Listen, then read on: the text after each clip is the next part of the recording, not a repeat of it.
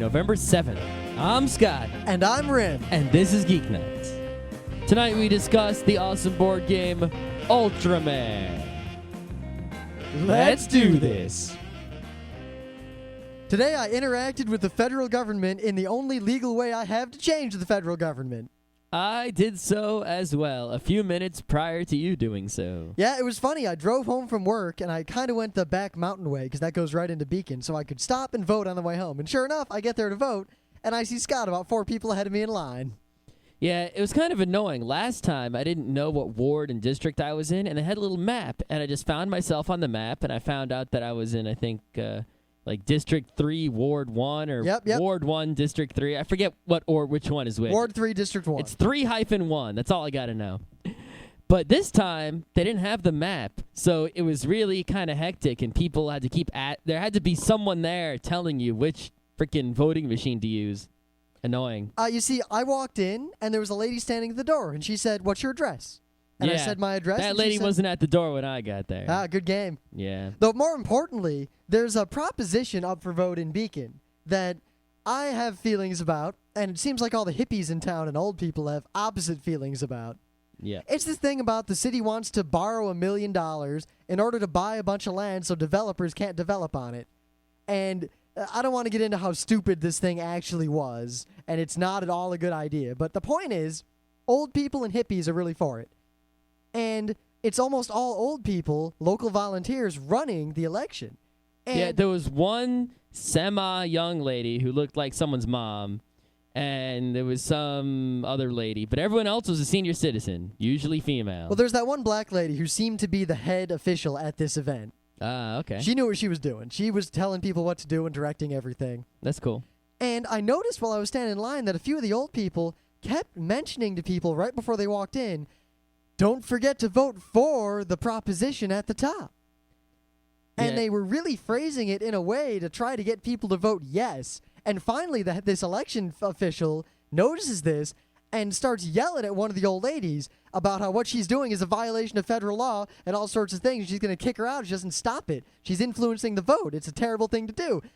And the lady got all kind of indignant, and I saw her talking with all the other old ladies a few minutes later while I was still in line about, well, she shouldn't tell me what to do. I can tell people how to vote if I want. And yeah, there's nothing I can't stand more than people being indignant, even if they're right. It's like, don't be indignant.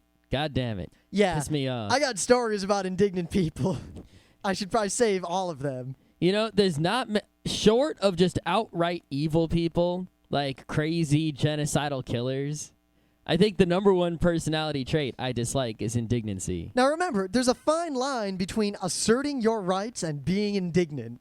We could probably do a whole Thursday describing exactly what the differences are. We probably could, but that's besides the point. Yeah, I think the most indignant person I ever saw in my life was waiting in line to get over the Lewiston Bridge into Canada on my way home for the holidays many years ago.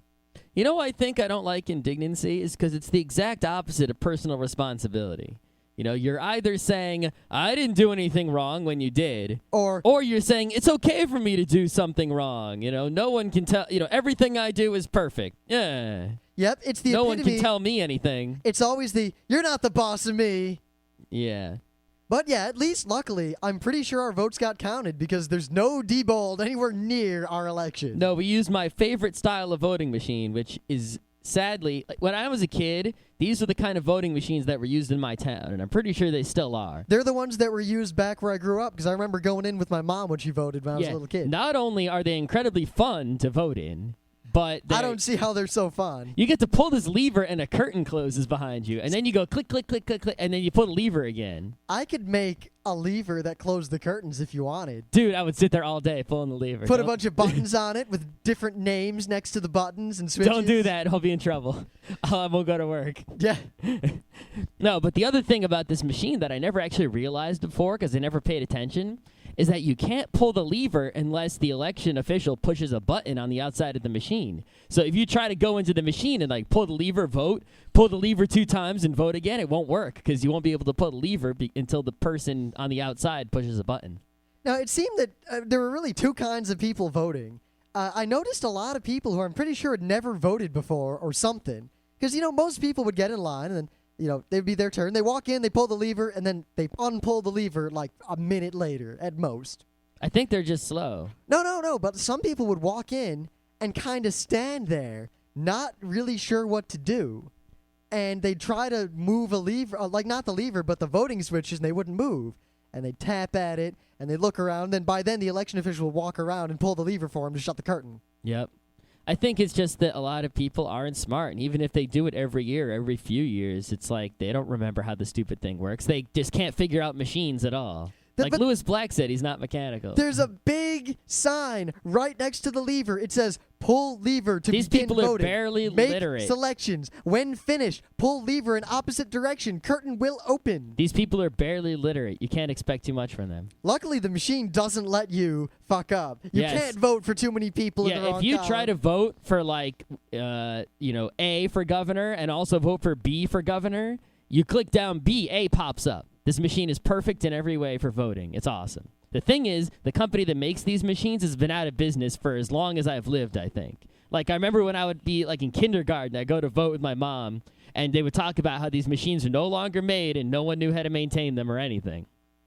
But they still work because they're so awesome and purely mechanical computers. It Like, just- kind of like the difference engine. The state of voting in America at this point bothers me a lot. I mean, I saw a survey recently that a very large number of Americans have no confidence at all that their votes are actually counted properly anymore. Yeah. I have confidence in that machine because it is a mechanical machine that will function even if the power is out. Do I have confidence that the people reading the numbers on those machines will report them correctly and send them to the right place? Probably. I don't think they're Well, going to... the thing is, at least that's so distributed that it would take a lot of people working together to pull off a conspiracy. Yeah, it's like, a few places could mess up easily or purposefully screw things up. But it would take a mass, crazy, improbable conspiracy to do it everywhere in a significant fashion. That's how I feel when it comes to anything that you need to protect, like voting or something, where there is the chance that someone could do something shady or have a conspiracy among other people to change the results. Yeah, like the person who sends the forms to the election, whatever, for Well, the yeah, but state could just change, oh, no, this many people voted for so-and-so. Yeah. Well, no, but my point is that the best way to prevent crazy conspiracies from happening is to involve a lot of people in the process in incremental, menial ways. That way, in order to actually pull off conspiracy, you need so many people involved, all of whom now have to keep this secret. And the more people involved, the more likely it is someone's going to go to Fox News and tell a story. No, I don't think this Fox News is going to put up the story. They would. Fox News, remember, they may lean to the right, but I don't think that is any part of ideology. I think it's simply money.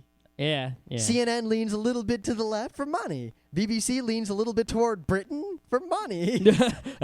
Well, BBC doesn't make money because they're funded by the state. They make money. It's sort of like NPR. NPR doesn't do it for the money. BBC sells DVDs and things Yeah, but that's sort of like to, to get more make money. it so they have to tax the Britons less. Of course, they still tax them to high heaven anyway. I like how you call them the Britons. What else was I going to call them? I don't know, United Kingdomers? The Albioners? Albiners? Albionites? Yeah. Yeah. All right, so what do we got in the news?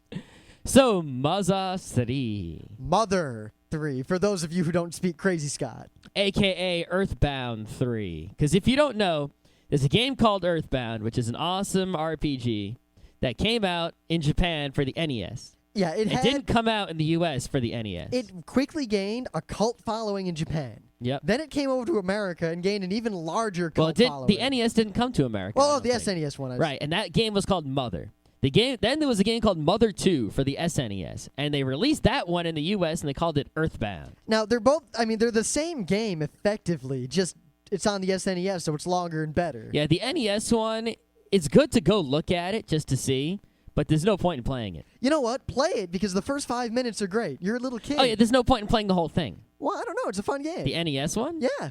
I played through a good half of it. Maybe. But you start in a room, and then you hear weird noises. So you try to walk over to your door, and suddenly the lamp on the table that you thought was a background item just suddenly jumps out and attacks your ass. It's funny because you get on the street, you fight hippies. Yeah. Like, literally, it looks like a hippie and it says the word hippie, but... Yeah, Earthbound is where Ness came from, for those of you who aren't so up on Yeah, those. if you played Smash Brothers, you see Ness, and you see his little town, that's Earthbound. Because Mother 2 in Japan for the SNES is the same game as Earthbound for the SNES in the U.S. Now, pretty much immediately after Earthbound came out, all the cult fans in America were saying, is there ever going to be another one? yeah, because it's so awesome. Now, in Japan, there is a GBA cartridge for a Game Boy Advance game that contains Mother 1 and 2 on a single GBA cartridge. This does not exist in the United States. Bastards. About 7 months ago, a game called Mother 3 was released for the Game Boy Advance in Japan. It turns out that the odds of Mother 3 getting an official English translation and being sold in the United States are decreasing rapidly, and you might as well give up on it right now.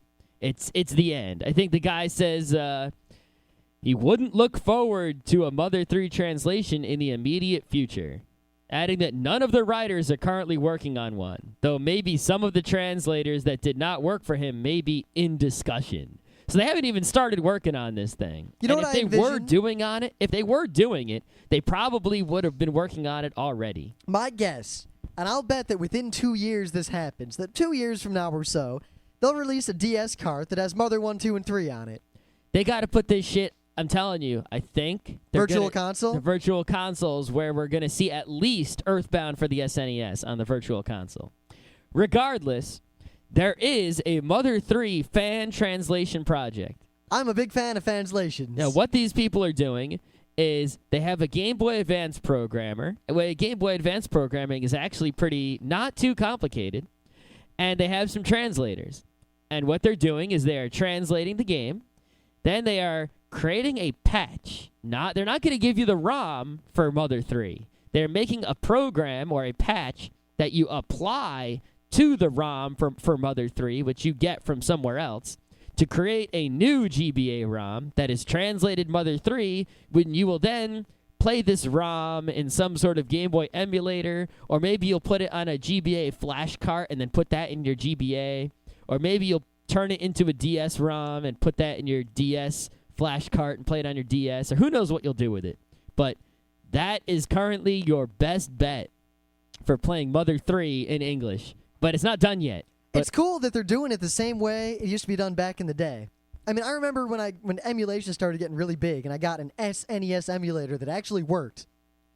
And I found ROMs for Final Fantasy V, a game that I'd never seen or played or anything. And there were people out there who did the same thing for that they're doing now for Mother. They made patches that would translate the game. And I beat Final Fantasy V way, way, way back because of these awesome people. Mm-hmm. I love me some translation action. Yeah, fans who do things like this just for the love of the game, especially... It's basically a fan sub of a video game when you think about it. Except it's just a lot harder to do than a fan sub of an anime is. It's better than that. It's more pure in that the way they're doing it, it doesn't facilitate you pirating the thing. It'd be like if fan subbers just released subtitle tracks. And you had to go get the Japanese DVD and then put the subtitles attached to it? Yeah. Yeah. I think really what it is they just want to keep their site from getting shut down, and if they do it this way, the site won't get shut down. Yeah. And the ROM isn't hard to find. Whereas if fan subbers only put out subtitle patches or equivalent, it would be pretty hard to find the RAWs. Oh, I'm not saying that things should change in the anime industry. I'm just saying that at least you can point at these people and say that we are sure they are doing this purely for the love of the game and not for any other reason.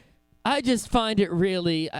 I continue to fail to understand why there are these obvious and simple ways to make money, and these for-profit video game companies do not release games in America. Look at every time they've done it. Phoenix Wright, Katamari Damacy. They didn't think Phoenix Wright would do well at all. Yeah. And then it sold out immediately. All these games that are Japan only, they don't bring them out in the U.S. because I don't know what fucking reason. They're just too damn lazy. And then when the few times they actually do, it's a super mega hit and they make $1 gajillion. Fucking bring every game here. Japan should get the fucking shaft. They only buy his freaking RPGs. They don't buy all these FPSs and crap. Yeah, though people here... They're barely buying Xbox 360s over there. But people here want the RPGs more than anything. That's what we want. Well, I don't necessarily want the RPGs people so much. in general. But the thing is, the RPGs that I might actually buy are the ones we don't get. The RPGs that we actually get are the ones I don't care about. there are plenty of cool Japanese RPGs that I might possibly want. See, what I want are all those Japanese adventure games, which is very different from American adventure games. Yeah, it's like a choose-your-own-adventure, not a Yeah, quest it's for glory. basically just very, very complex choose-your-own-adventure story kind of thing. Oh, I forgot to tell you, Dave from Dave and Joel, he mentioned Quest for Glory. Really? Yeah, he apparently played it. Like, he said it just like, something Quest for Glory something, but then I was like, aha. You know what? He is now in my top 50 list of people ever. Yeah. Because not many You should people... go send him an email. You know what? In fact, I want to ask all of our listeners out there, how many of you out there have actually played more than one Quest for Glory game? How many of you have played any Quest for Glory game, or even heard of one? Heard of a game called Quest for Glory? I mean, these are probably some of the greatest games to come out of the 80s and 90s for the PC. Like, I know of them, but I never actually played them all the way through. It seems like most people haven't played them, but everyone who has played them is usually a lot older than me, for one, and two, absolutely loved them. There's really no middle ground. Also as far as cool. I haven't known any uncool people who knew or played Quest for Glory. Yeah, I mean, it's kind of like people who played King's Quest, even though that was a lot more widespread. That was a lot more widespread, but Quest for Glory Even though- was better. Now, yeah, Quest for Glory, I mean, King's Quest games were fun, but they weren't the greatest games, especially later on. The other Quest games were much better, like Space Quest. Police or Police Quest. Police Quest was the freaking best Quest game. Yeah, hard as fuck, though. Yeah, I only played one of them. The one we like. It's always cool because you're in the police station with the elevator to the different floors where you do different stuff. It's way cool. Yeah. Yeah. Yeah, maybe I'll have to do a show about Quest for Glory and Police Quest. We and all should do that just sometime. a show about Asterisk Quest. That's a really good idea, because Yeah. Space Quest... Also, oh, yeah. all those LucasArts adventure games. Yeah, Scum. Yeah, but yeah, Japanese adventure games are not like LucasArts adventure games. They're more like choose-your-own-adventure books. Kind of like Phoenix Wright. That's like a Japanese adventure game, pretty much. So, I probably don't need to tell all of you this, but for my news is very simply that Child's Play, the Penny Arcade charity for children in hospitals, has launched for this year. Give money to kiddies so that they can play video games before they get sick and possibly die. We're not going to really set up any sort of Geeknights direct fund because Penny Arcade certainly doesn't need our help. Now, we'll put a little banner on our site in case you can't find Child's Play. Yeah, but all I want to say is that all of you out there, if you can spare it, it's really worthwhile to donate to this. I have donated every year whatever piddly amount I could afford to donate. Yeah, I think I was actually our local hospitals, the one Rim works at, the Montefiore. It is, in fact, one of the Children's hospitals I work at. It is actually a very large children's hospital. I've met many of the children who have been there. Yeah, anyway, I was looking at because there's two ways you can give to Child's Play. Way number one is just give money straight up through PayPal. If you do that, then they just make a big pool of money and they distribute it evenly to all the hospitals. The other way is you pick a specific hospital, and each specific hospital has an Amazon wish list of stuff, which might be video games, but also might be toys and other things. And you can buy a specific thing for that hospital. So if you go and look at, say, Montefiore Hospital, and apparently some kid there really wants to play, I don't know, some GBA Naruto game or something, you can specifically buy that game because that's what you want to give them. In the coming weeks, I'm going to try to get in touch with the person at the hospitals I work at who is the contact for this charity, and hopefully I'll be able to actually work with this firsthand. So I might be able to give you guys a lot more specific information as to what's really needed. Yeah. I think I saw on one of the Amazon wish lists a Fisher-Price pirate boat. Ooh. I was all about, because I was like, damn, I wish I had that when I was a kid, because Fisher-Price Main Street was hot shit. But there was no Fisher-Price pirate ship when I was a kid. Honestly, I'll probably just donate money this year. Yeah, if I had a kid, I would totally get the Fisher-Price pirate ship. Because it's just so, oh man. I kind of want it now. Maybe let's go to Toys R Us. I'll get it. You want to? We might have A little bit. We might have a free weekend coming up. Yeah, we're not doing anything this weekend, quite possibly. Oh, no. So yeah, Child's Play is a wonderful thing. I recommend you donate to it, even if you don't like Penny Arcade. Though, I don't think there is anyone out there who doesn't like Penny Arcade. Oh, wait, I just want to mention the other purpose of Child's Play. I think possibly one of the original purposes was that people are hating, the media in general hates a lot on video gamers, and there's this stereotype of couch potatoes who are sitting there all degenerate and such not. So the part of the point of Child's Play is not just to help children in need, because video games help sick children, which they actually do help sick children by distracting them from their pain, but It also makes gamers not look like degenerates who sit on the couch all day twiddling their thumbs. Even though many of you are. Many of you are, but Fight the stereotype. there are enough of us who aren't that we can get hundreds of thousands of dollars together every year.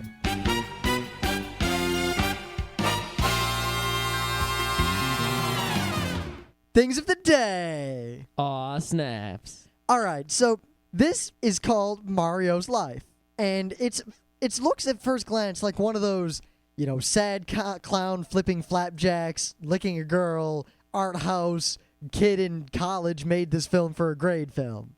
I generally like to watch those movies just because they're different from normal movies, but most of them honestly aren't good or entertaining. Well, it's really weird. It's, it starts out like one of those weird kind of, oh, something's going on. This is an art house film. Aha! Sad music's playing in the background. This guy's laying in bed staring at a clock blinking 12. He gets up and slowly goes through this ritual of getting dressed. And then suddenly, part of it is that he puts on a big fake mustache. And then the Mario 1 music starts playing, and he goes about his daily life, and it is nothing but hilarious. So it starts out as an art house movie and then becomes a YouTube movie. Pretty much my favorite part is when he gets the star and is invincible. Yeah, that's a good part. I like the part where he sees Luigi on the bridge. Yep. Now, the cool thing is at the end, it goes back to the scary, crazy, sad art house thing. Oh. Yeah, it kind of comes full circle. You think there's some sort of social commentary going on here? You know what? I could make up a whole bunch of social commentary. I'll stick with, it talks about the escapism of video games and how, we run away from our shitty lives into these fantasy worlds and blah, blah, blah. Yeah, or at the same time, we play video games so much that, because we're escaping, it ends up affecting our real lives. We end up living our real life in the escape world, and then we live what we see as a fake life in the real world. Or maybe it's just a silly video on YouTube. Maybe. Maybe. It's pretty funny. Check it out. It's definitely better than Banana Spider eating a grub. Yeah. All right, so I don't know how many people who know this, but there are some karate guys out there, and they think that through the power of ki, or some say chi, that they can do such things as knock you out just by touching one part of your body. Now, these people have videos all over the place professing to prove their power, where one of them will go up to another one and go like, and then the guy will just go and fall over. Yep, some of them are even crazier, and they think that they can knock you out without touching you. They just yell at you or put their hands at you, and then you fall over and don't wake up. They stand there in kind of a Hadoken pose. Yeah. So, one of these guys who thinks he can do this is George Dillman, who is this guy is a badass karate guy, and if you tried to fight him, he'd probably beat you up. He does know real martial arts of fighting. I don't know, but he also seems to think he knows crazy martial arts of non-existent. Like Dimbak. Yeah, that sort of stuff. So, National Geographic went and videotaped these guys. And in this video, you're going to see a whole lot of people getting knocked out without being touched. Now, pretty much the explanation by those guys is that this using his magical ki powers. The real explanation is people are expecting to be knocked out, and they're essentially suggested to, as in the way hypnotism works, which is not 100% well understood, but is well understood enough that there's not ki power. Of course, many of the people involved are most likely just faking it straight up to not look bad or get embarrassed. Yep. Now, at the end of the video comes the interesting part, which is sort of sad because it's only the last minute of this video.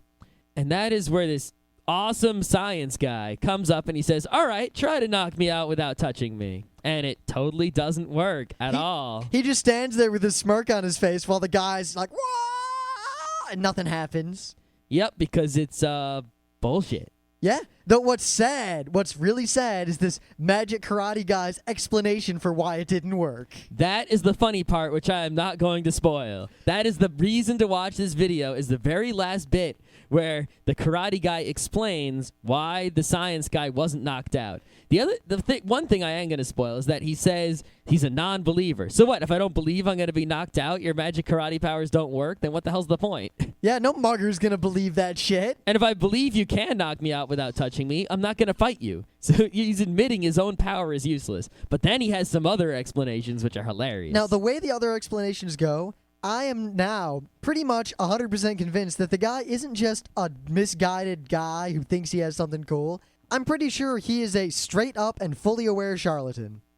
I'm giving it an 80% chance of charlatanism going on here. Maybe he'll listen to the show and he'll call in, and maybe we can get him to try to do this to us.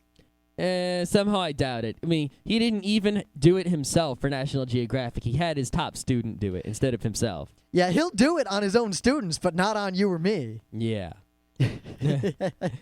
Yeah. Right, so we decided we'd get back to our board game roots a bit and talk about a board game that we played at UberCon. The game is called Oltremare. O-L-T-R-E space M-A-R-E. I've seen it without the space. Yeah, I've also seen it without the space. It's also known as Merchants of Venice, or Oltremare hyphen Merchants of Venice. Do not confuse this with the other game, Merchants of Venus, which this is not. God. Yeah. I'll bet that one came second. I have no idea. Yeah, this is put out by Rio Grande, they've made many of the games we like. Yep. I think the designer is Emanuel Ornella. Has he made anything else we've played? That's a good question. Let me open that up here while you say something. Well, you see, most of the people who make the games we like are very German with very German-sounding names. I mean, Knizia. Yep. Emanuel Ornella has made Fantasy Pub, Hermagor. Has he made anything we care about? Il Principe. I think I've heard of that one. But Oltremare is by far his most popular game. Just looking at the Board Game Geek rankings, Oltremare is number 174, and his second most popular game, Il Principe, is 412. The next one is 678, and the next one is 1217. Yeah. So, yeah. This is his most popular game. He's no Knizia. And it says here that it takes 2 to 5 players, and the box says it lasts 60 minutes. But I say, if you're playing with us and you don't suck, it won't take nearly that long. Now, this is one of those games, and there seem to be a number of games like this that are out or have been out in the last 5 or 6 years, where you'll have a lot of cards. And while it's on a board and it acts like a board game, it's really more of a card game. And furthermore, the cards are multi-purpose. They'll have a whole bunch of different stuff on them, and depending on when you use the card and how, the different stuff matters at different times and does different things. Yeah, there's really 2 important things in this game, and that is the cards. It's a card drafting game, kind of like Ticket to Ride with the card drafting, and it's a trading game. And it's not a trading game like Settlers, where you can trade and the option is there, or like Traders of Genoa, where trading is there and you can do it, but you don't have to. It's a game where trading is sort of mandatory with a pretty clever system. Yeah, except that I'll note that in the game we played, there was almost no trading. Everyone would say, you know what, fuck you. I'm just not going to trade because I know it's going to screw you. But at the same time, I traded as often as I possibly could, and I won. I came in a close second place, only having traded once or twice ever. Yeah, so it's a tough call. I gotta make a disclaimer. We only played this game once, but it is a simple game, and I do remember the play very well. Yeah, and it was with all newbies. We all learned how to play the game right then and there. Yeah, it was us 2 and 2 strangers at UberCon. Some pretty cool strangers, I gotta say. Yeah, usually people at gaming conventions, if they don't smell, are pretty cool, and they didn't smell. One was a girl even. Oh my god. Huh. And a girl who really liked to play Puerto Rico. Yeah, and the guy we were playing with, he was real quiet at first, but then when we started playing, that guy had his shit together when it came to board gaming. Oh, he was smart. He knew what he was doing. Definitely a good old board gaming guy. Yeah, and above average at least. Definitely. If I met that guy again, I would play a game with him. Now, one other disclaimer I have is that this is one of those games like Goa that reading the rules, which aren't put together that well in my opinion, especially in a loud room, it's very difficult to learn how to play this game without someone who has played this game before showing you, because the game is so much simpler than it makes itself out to be.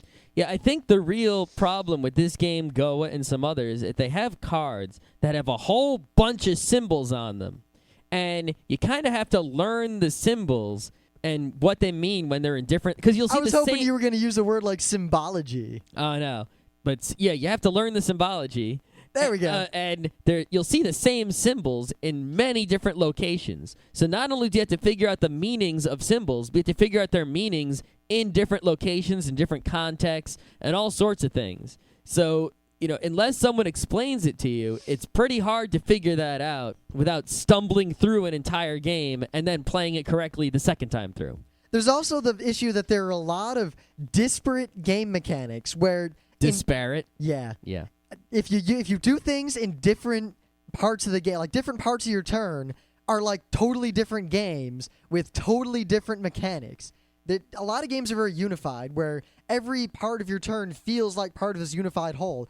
But this game's a lot more disjoint, so you have to learn all of these very specific and very different things in order to play well. Yeah.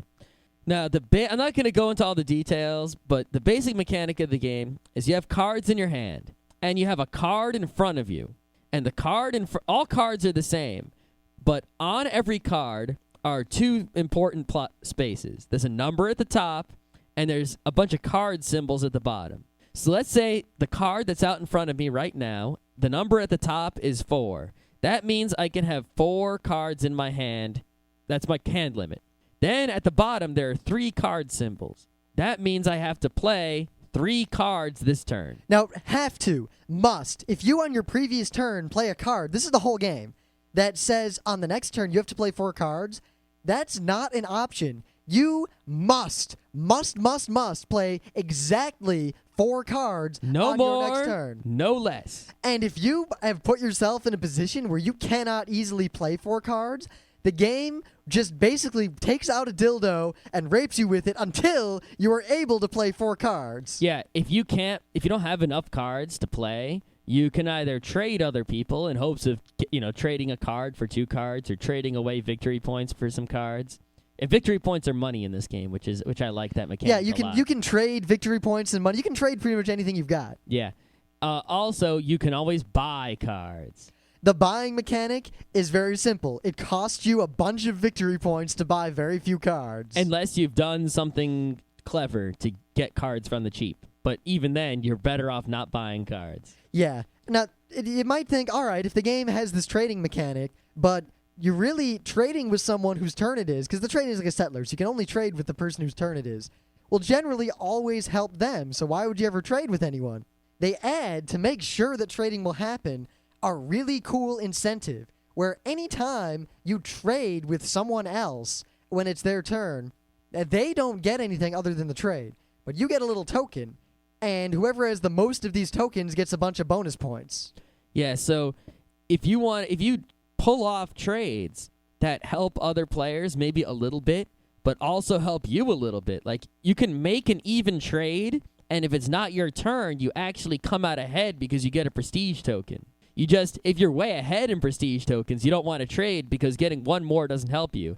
And if you're not going to get enough prestige tokens to score points, then you still don't want to trade because it's not, unless you're ripping the other guy off. Yeah, though you might want to anyway because your turn's coming and you might need cards. You might need cards, but I'm saying is that unless you're ripping a guy off, then you don't want to trade if the prestige token isn't going to help you. No, because I'd say an even trade can often be, especially, or don't forget king making.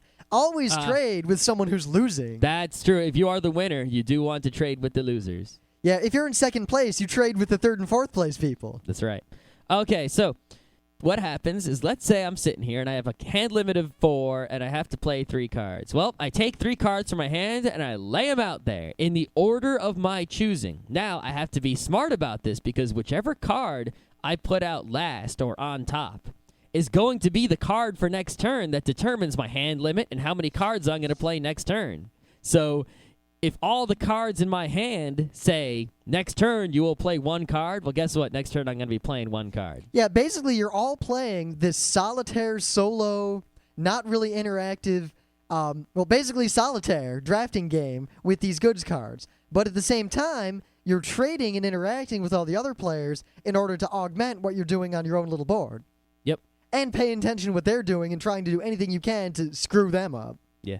Now, the thing is, the scoring comes at 2 spots. Halfway through the game, halfway through the deck of cards, there is a card that has a line on both sides that says, all right, this is halftime, we're going to score. Then you score again when the deck runs out and the game is over. So to score a lot of points, you generally want to play more cards. But also, if you play too many cards, you'll have to buy more cards with your points that you just got. And that's not so cool. Yeah, it even has things in place for if you buy so much or you get screwed so much that you go into negative points. Oh, yeah. You can just get totally ruined in this game. It's not easy to get totally ruined, but if you suck, you will be just destroyed and you won't be able to do anything. It's about 10,000 times easier than Age of Steam, so don't worry. Yeah, it's not like Age of Steam where you'll get raped every turn. But if you make dumb moves, like if you have a hand limit of 1, you have 1 card, and then you play a card, that means next turn you have to play 5 cards, which means you're going to have to get 4 more cards. You're going to get ruined. You got to not get in those situations. Now, the way scoring works is actually very simple and I think pretty elegant.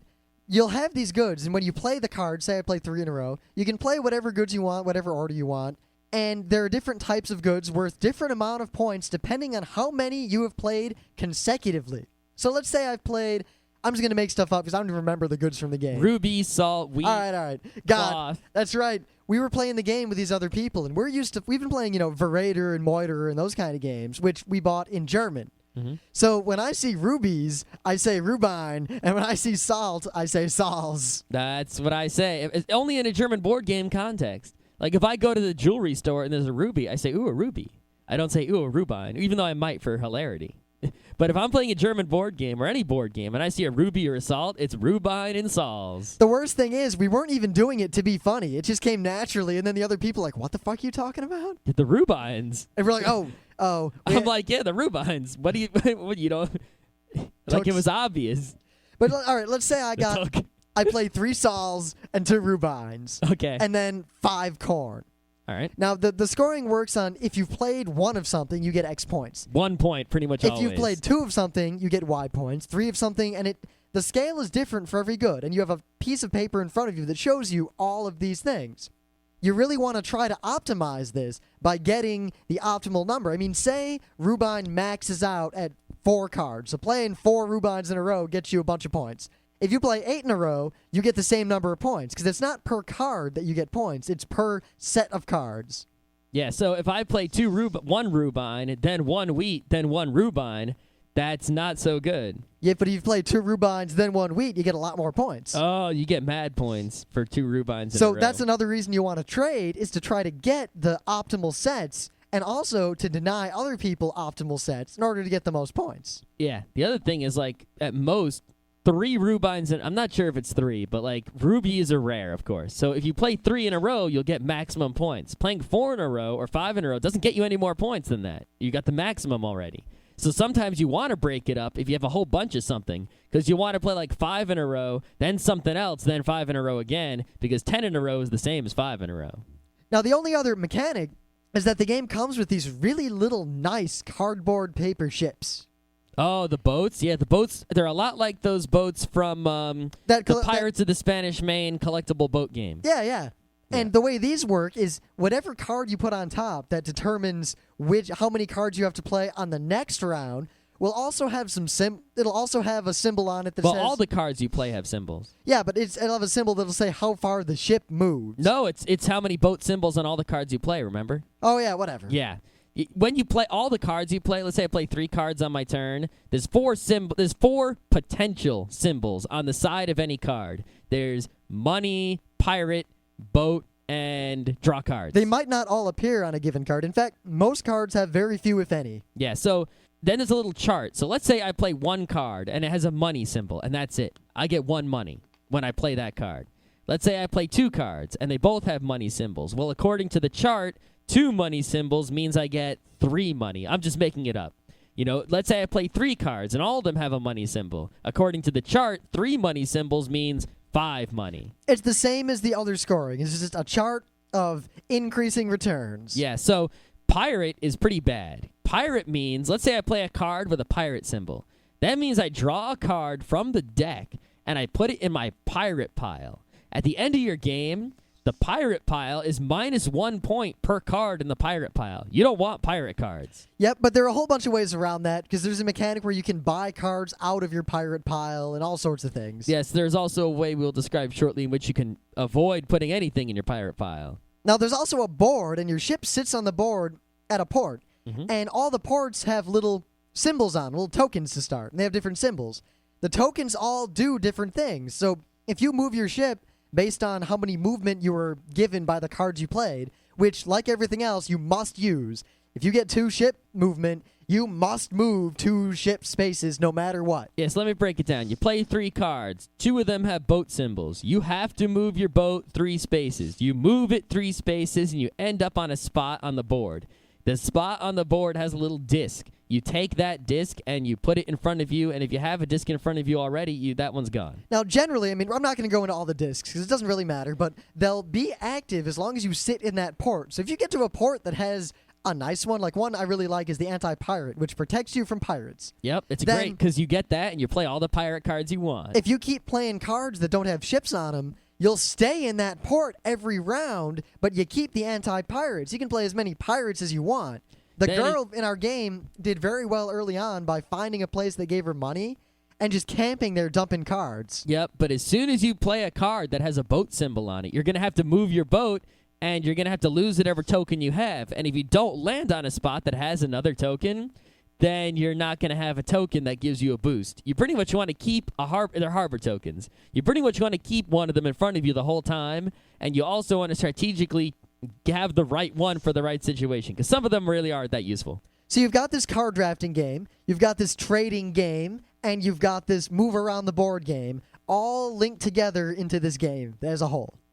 It's a whole lot of fun. Yeah, I really recommend if you want to play this game, find someone who has played it before and ask them to teach you how to play. You'll learn so much easier than quicker than trying to actually read those probably really poorly written instructions. Yeah, I tried to start reading the instructions, and I was pretty confused. And thank you to the guy who saw us trying to learn the game and came over and just taught us randomly. That guy's awesome. Yep, it looked like he really wanted to play too, but he had something else to do. Yeah, it looked like he had to play in some other game, I think for his company or something. I think he was a wheeler-dealer game company guy. Yeah, and while the game's difficult to learn, it's actually a much simpler game than the other game we played at UberCon, Mesopotamia, which had... Or the T&E card game. Yeah, Mesopotamia had an infinite number of arbitrary rules. This game wasn't so arbitrary. Yeah, this game, once you figure... It's difficult to figure out, but once you've got it, it's actually easy, and it's actually awesome. And while it's got that mechanic where if you don't know what you're doing, you can still play, but you'll suck. And then if you know what you're doing, you'll be awesome at it. Yeah, but even when you're sucking, it's a game where you can still enjoy yourself. Not like Age of Steam, where the moment you lose, it's done, and it's not even worth playing. Yeah, I think my moment of revelation was about halfway through the game. Because, like, the first half of the game, I was just trying to play lots of cards, and, I was working with the symbols on the side. So I was trying to use the symbols to draw more cards and get more points directly. But then, at the halftime, when I realized, I play the resources in order, I get a shit ton of points. Because at the halftime, I broke away in a huge lead. Probably my favorite thing about the game is just the trading, because it's so open-ended. I could trade 2 of my cards for one of your card. I could give you my entire hand. I could say, I'll buy a card from you for 4 victory points, meaning I'll give up 4 victory points and give you 4 victory points. You can trade anything you've got except for the tokens, which are location-dependent, and the prestige tiles, which can't be traded because that would be silly. Yeah, but all you've got are cards and victory points, Yes, which are also money. But being able to trade cards and victory points is a very interesting mechanic. It is very interesting. For example, Rim might have just played, 3 card symbols on his last turn, therefore drawing a crap ton of cards. But his new hand limit is only 4, and he's got a bunch of extra cards.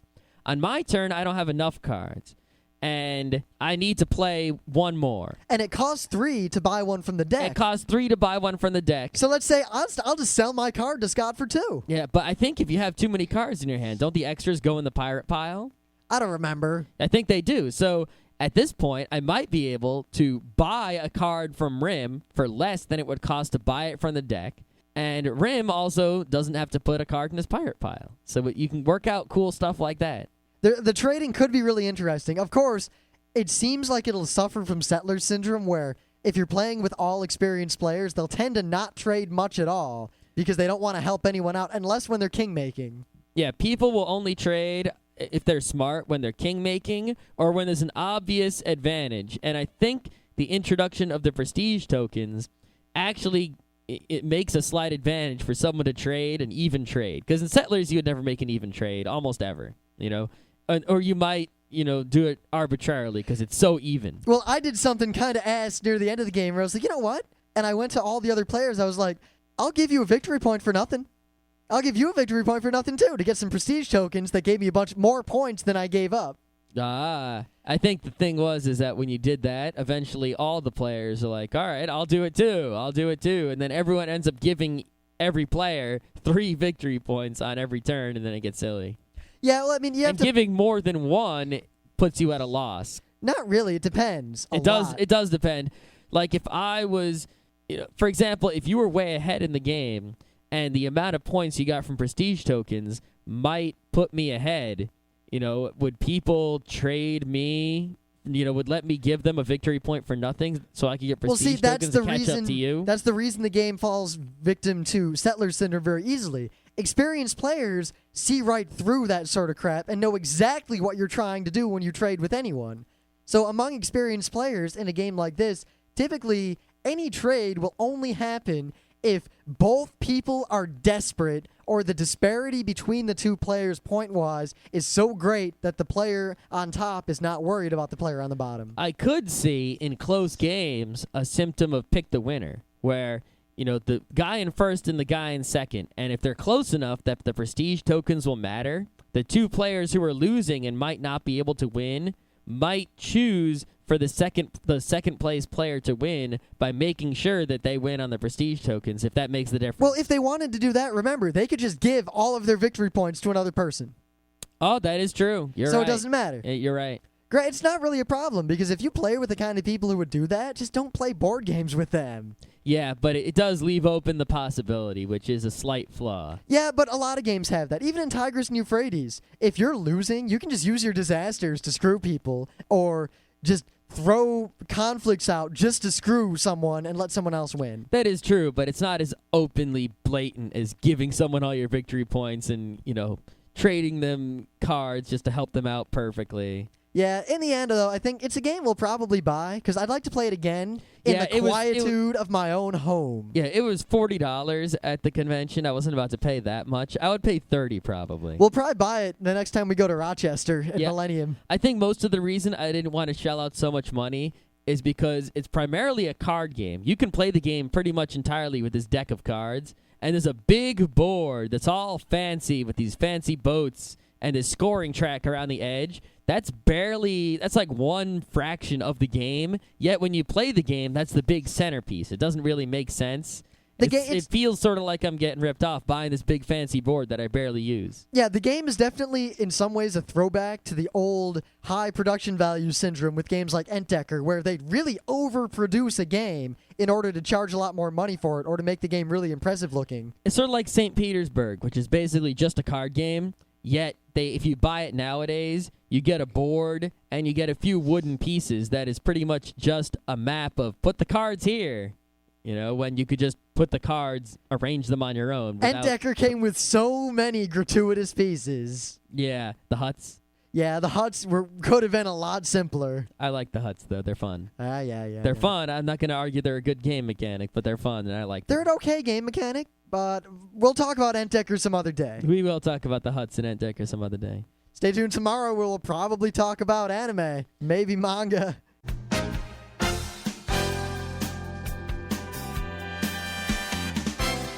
This has been Geeknights with Rim and Scott. Special thanks to DJ Pretzel for the opening music.